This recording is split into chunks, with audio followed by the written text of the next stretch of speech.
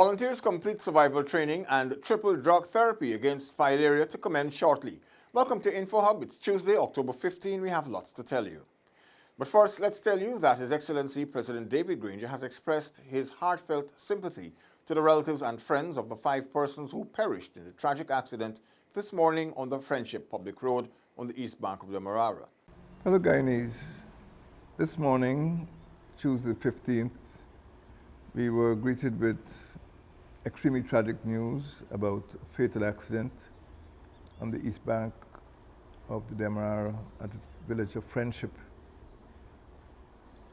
I was on the scene soon after the accident, and I must start by extending condolences to Herbert and Denise Josiah, who died, and also to Sergeant Tucker of the Defense Force, Mr. Barker, and the other persons who were either injured or who were related to those who were injured or who died in this tragic accident. Our sympathy goes out to them, and I would like you to know that this shocking event will be thoroughly investigated. In fact, soon after the accident, within 2 hours, I directed the Commissioner of Police, Acting Commissioner of Police, Mr. Nigel Huppy, to launch an inquiry headed by a person no lower in rank than the Deputy Commissioner to determine how such an accident could have occurred, and also to make recommendations to prevent a recurrence. We will ensure that if there was any error, any mistake, any wrongdoing, that we ensure that there will be no further event like this in the history of the police force or the Guyana Defense Force. It is extremely sad, extremely disturbing. Further, I would like to assure Guyanese that whatever the causes of the accident, the government of Guyana, the administration of the Guyana Police Force and the Guyana Defense Force, and the Cabinet, and the National Security Committee, which has also been briefed about the events this morning, will take every step to make sure that the roads are used safely by all members of the security forces, and that regulations, standing operating procedures, inspections, careful selection of drivers, training of drivers, all these measures are put in place so that we don't have recurrence of these tragic events of Tuesday the 15th of October. I'm deeply saddened.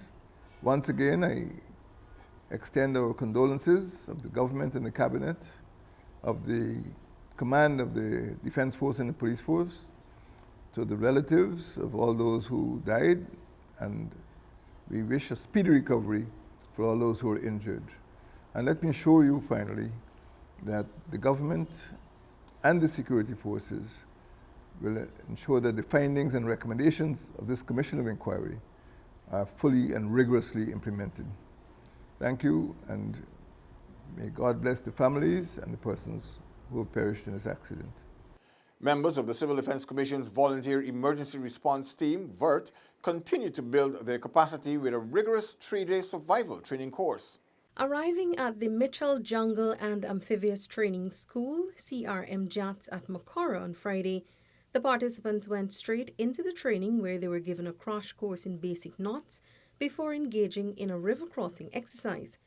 Over the course of the 3 days, the participants were tested mentally and physically as they battled the heat, lack of access to basic amenities, and sleeping in the jungle to complete their training. Officer in command at the CRM JATS, Captain Ian Cameron, explained that the training will see the VERT participants being exposed to the basic components of survival training. Today we're here with the VERT from the CDC doing a 48 hours survival training. Yesterday we would have covered the tactical river cross, where we saw the team at the tactically cross the Makora River. Before they execute this, they had to look at the various water obstacles, look at the safety involved when crossing water obstacles, the selection of place of crossing, and the tactics of when crossing the water obstacle. Director General of the CDC, Lieutenant Colonel Kester Craig, in brief remarks underscored the importance of the training. For the vets, this is a critical juncture in your training. You endure mentally and physically about over 48 hours of jungle survival training that is laced with military type of activities. The exposure that you have gained here over the last 2 days is very difficult to acquire any part of the world. The training is to develop you as an individual. Several of the volunteers described the survival training experience as a very humbling one. Felicia Valenzuela, InfoHub. As the Ministry of Public Health and PAHO WHO prepare to launch the revised Mass Drug Administration campaign, focus is being placed on the need to eliminate filaria by the end of 2020. The Mass Drug Administration campaign is tentatively scheduled to begin during the last week of October and will run for 14 days in 8 of the 10 administrative regions. This campaign is one which will introduce a third medication, ivermectin, to the already administered albendazole and DEC tablets. Director of Vector Control Services Dr. Horace Cox regards this as the most effective method of elimination and explains how this new campaign will work. This year, we have determined that the best strategy, after assessing all perspectives, the best strategy would be to measure the height of the person that would be participating in the Mass Drug Administration campaign, understanding that ivermectin is now added. So this is what is called a dose pool, and on the dose pool there are several demarcations. What the team would have done is basically to have the number of pills written corresponding to the height that is measured. So persons who will be measured can easily look against it and ensure that the pill distributor is sharing what should be shared. With the addition of ivermectin, it is expected that Guyana will likely eliminate filaria by the end of 2020. There has been a remapping of all regions to determine filaria endemic regions, and as such, the MDA will now be expanded to the Maruka subregion of Region 1, as well as Regions 2, 3, 4, 5, New Amsterdam and surrounding areas of Region 6, Bartica and Lower Mazaruni communities in Region 7, and the entire of Region 10. Dr. Reza Niles of the Neglected Infectious Diseases Unit is encouraging all persons to be a part of this campaign and take the pills. Now we do this through our Mass Drug Administration. This is why we continue our journey. Now a key component to any successful MDA is social mobilization. What is this behavior change? For persons not just to take their pills, but to acknowledge that there is a problem, to take your pills to defeat this problem, and therefore, by doing that and having an acceptable level of coverage, we can say as a country that lymphatic filariasis no longer affects us to the degree where transmission is sustained or where the infection level is sustained. When the Mass Drug Administration begins, pill distributors will visit schools and homes and will also be at fixed points to ensure that citizens access and benefit from the prophylactic triple drug therapy. For InfoHub, Delicia Haynes. Still to come, Communities Ministry invests in Region 8 and crafting of national cultural policy begins. Details after the break. Are you ready to embark on a truly epic adventure to an undiscovered corner of South America, where some of the most spectacular natural attractions are unveiled within a beautifully diverse landscape? From the wetlands and savannas to the ancient mountains, magnificent waterways and lush enriching rainforest would provide a vast playground for some of the most exotic and breathtaking creatures on the planet, including many of the world's giant species. This untouched land of mystery and wonder serves up an exclusive experience for travelers.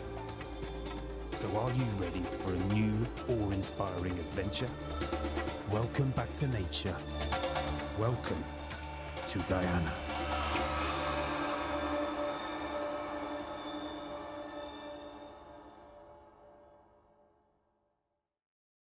Thanks for staying with us. A multi-million-dollar investment in education was made into Potaro-Siperuni region by the Ministry of Communities. The donation of a brand new tractor to Cato Secondary School was done by Communities Minister the Honorable Ronald Bolkan on Friday, October 11.